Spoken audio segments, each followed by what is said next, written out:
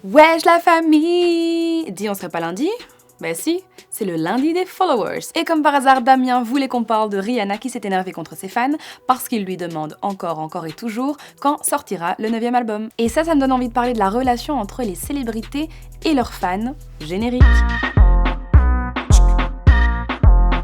Bon, je nous rafraîchis un petit peu la mémoire, le dernier album de Rihanna c'était en 2016 et depuis, on attend le suivant. Mais Riri, elle en a marre qu'on lui pose la question. Mais un fan a encore fait cette erreur et là, elle a pas pu s'en empêcher. Bande de connards, si l'un d'entre vous me demande encore quand sortira mon album alors que j'essaye de sauver le monde, contrairement à tous nos présidents, je tire à vue. Bon, c'est pas la première fois qu'une célébrité s'énerve sur des fans, d'ailleurs Justin Bieber avait craché sur des fans. Offset a cassé le téléphone d'un fan. RK a balancé très fort une couque au chocolat sur un fan, ou un pain au chocolat ou une chocolatine, dites comme vous voulez. 50 Cent, YL et Neymar ont déjà frappé un fan. Et même le pape François s'est déjà énervé contre une fidèle. Il l'a repoussée parce qu'elle essayait de l'agripper. Mais qu'est-ce qui énerve autant les célébrités pour qu'ils finissent par s'emporter comme ça? Bon, personnellement, j'ai fait ma petite analyse et je me suis rendu compte qu'on attend un petit peu trop de nos stars. On attend d'elles qu'elles sortent des morceaux très régulièrement, qu'elles se laissent toucher, qu'elles acceptent de se faire prendre en selfie ou faire des autographes tout le temps. On se pose jamais la question de savoir si elles en ont vraiment envie. C'est comme si tout nous était dû parce que c'est grâce à nous qu'elles sont stars. C'est comme si le revers de la médaille quand on est une célébrité, c'est de toujours devoir entretenir une relation avec son public. J'essaie de percer, en fait j'essaie d'apprendre la grosse tête.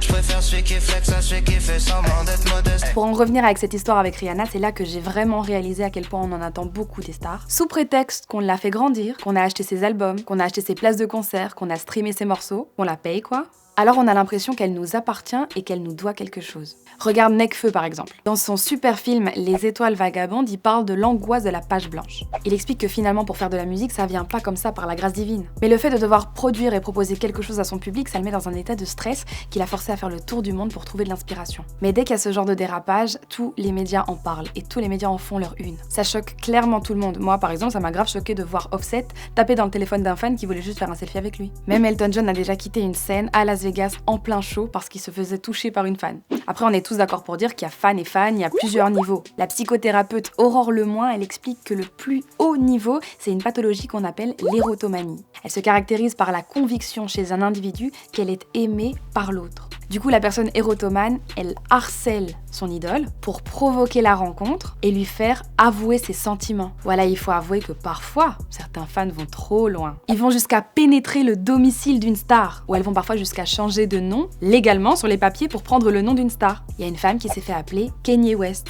Certains font des tatouages et d'autres font de la chirurgie esthétique pour ressembler à leur idole. Est-ce que c'est normal ou pas que les stars soient autant sollicitées dans les lieux publics? Dis-le moi en commentaire, moi je te fais des gros bisous. Et à demain, ou pas. Alors, si tu kiffes Tarmac, n'hésite pas à t'abonner pour voir tous nos autres contenus. Et puis active la petite cloche pour voir toutes nos prochaines vidéos en avant-première. Et si ton petit truc à toi, c'est les easy, je t'ai fait une petite playlist.